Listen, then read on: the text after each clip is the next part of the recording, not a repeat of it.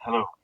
In this example, we're going to look at the integration of products of x to the power of n and trigonometric functions like sine of x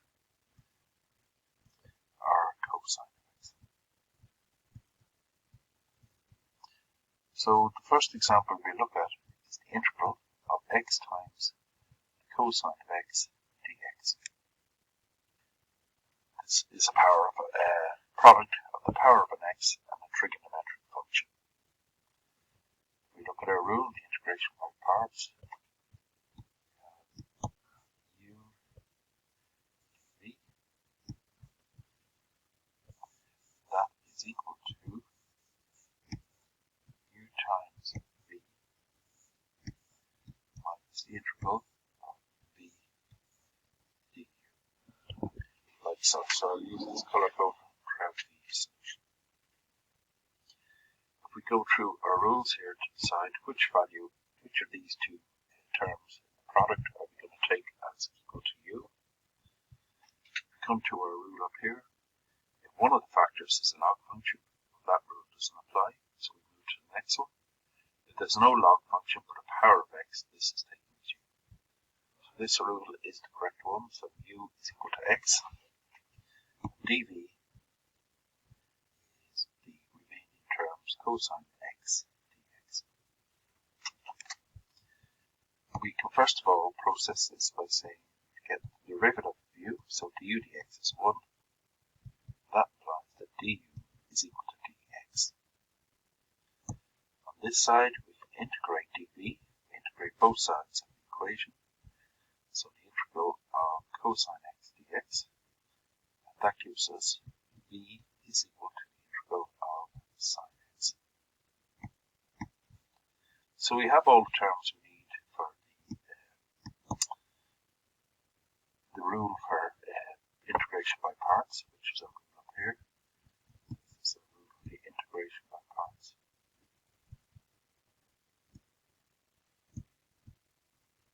So we have that. So we can go ahead and we can start integrating it. So u is equal to x, dv is cosine x dx. That is equal to the integral of u, which is x, times v, which is sine x, minus the integral of v, which is sine x again.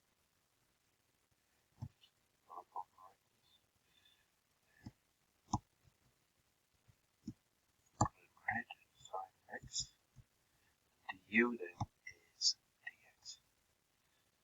So you can see all the terms correspond there. That's our u, that's our dv, this is our u, that's our v, and this is our v, and this is our du.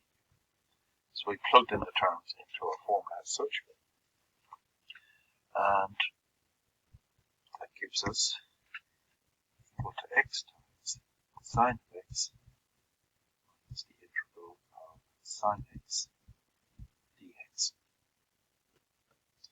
So we are able to integrate this straight away. So it's the x times the sine of x minus times the integral of sine x.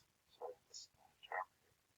Integral of sine x is minus cosine x plus a constant integration. Just miss the x term up here.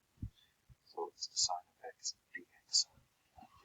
So this gives us x times the sine of x, and the minus times the minus is a plus, plus the cosine of x plus a constant integration. Okay, so that's somewhat complete. In the next example, we have something similar. We have x squared cosine x dx this time. So once again, our rule is the integration by parts rule. I set it up and do it in color code way. We have the integral of u dv is equal to u times v minus the integral of v times du. So we go through a rule, which one are we going to set equal to u? Well, basically, rule number 1.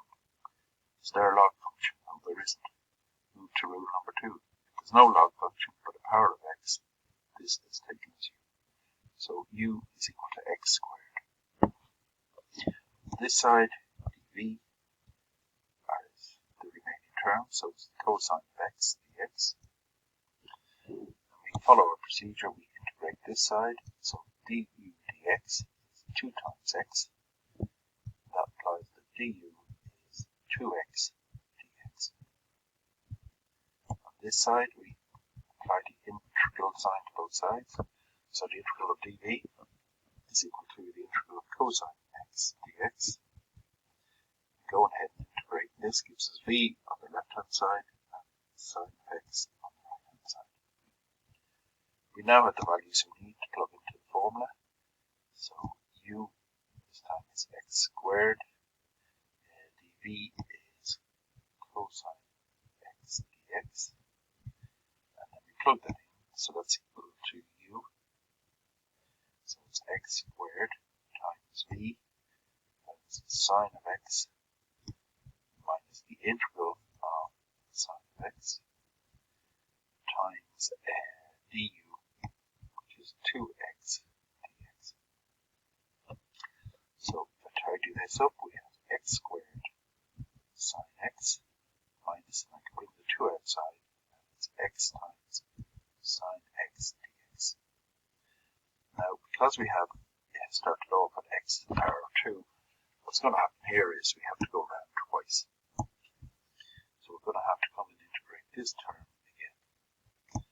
So I call that number 1, that's equation number 1. And what we then have to do is go down here, and we have to go through this process again. This time we're going to integrate x times sine of x dx.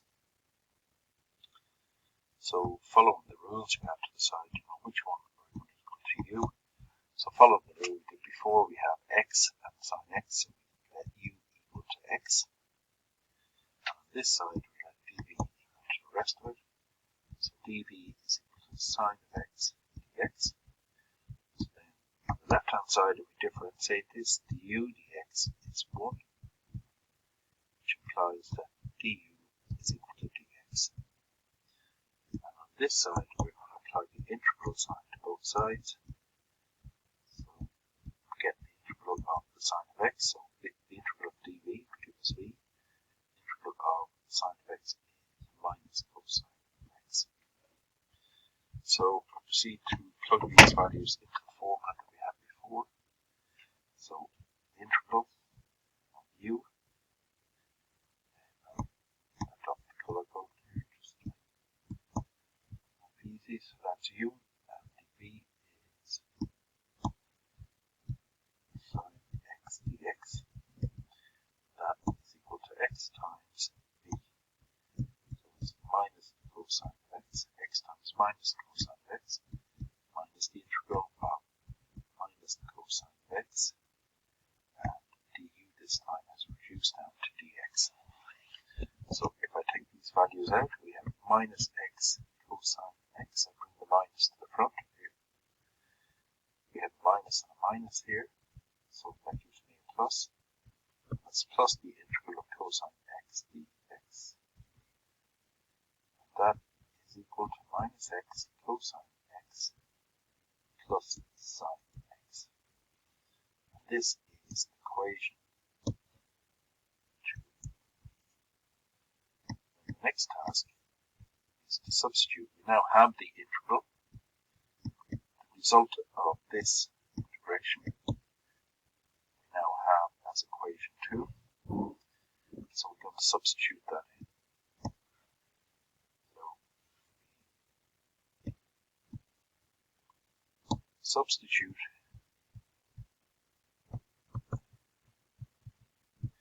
equation 2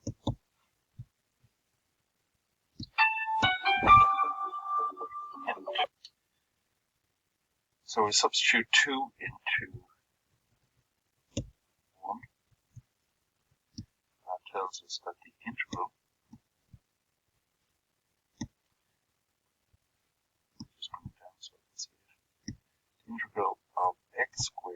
cosine x dx is equal to, and I take this bit up first of all, x squared times the sine of x. So I take the first part up here, which is this part, minus twice, and then I open up our brackets and I'm going to substitute in the second part here for the integral of x sine x. I can even show it here by just doing 2 steps. So that's x sine of x dx. Like so.